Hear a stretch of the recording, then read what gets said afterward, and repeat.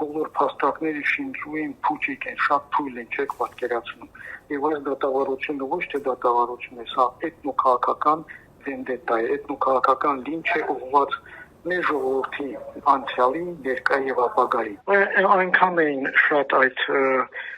չարաշահումները, այդ խախտումները, որ նույնիսկ որոշ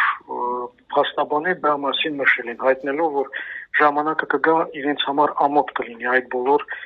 ուրեմն խախտումների համար։ Այնուհետև շատ հետաքրքիր է այսպես կոչված վկաների բարձաբանումները։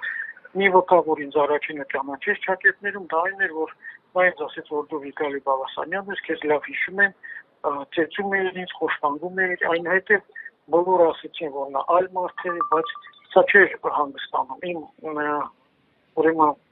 պաշտպանս ասեց, որ նա ինքը չի, սա իրեն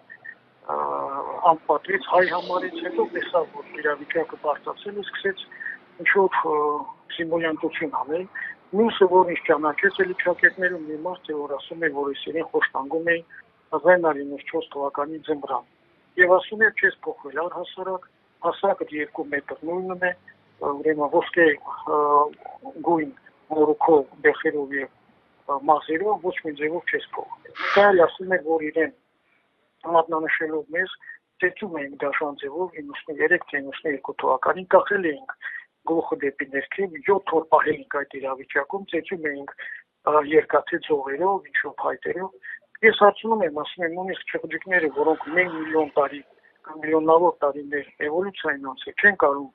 ամբողջ օրը 7 օր իրար հետևից կախված մնան։ Ո՞նց ես դու կախված մնացել։ Հասկանում եք, նման բաները նորմալ դատարանում պետք է առնվազն 3 ուրեմն պատասխան տրվի դրանց, կամ այդ մարդիկ պետք է ներողություն խնդրեն, կամ նրանց նկատմամբ պետք է փոխհատուցություն անել բժշկական միգուցե ինչ-որ խնդիրներ ունեն, կամ պետք է որպես զրպարտություն համարեն եւ դատի տան։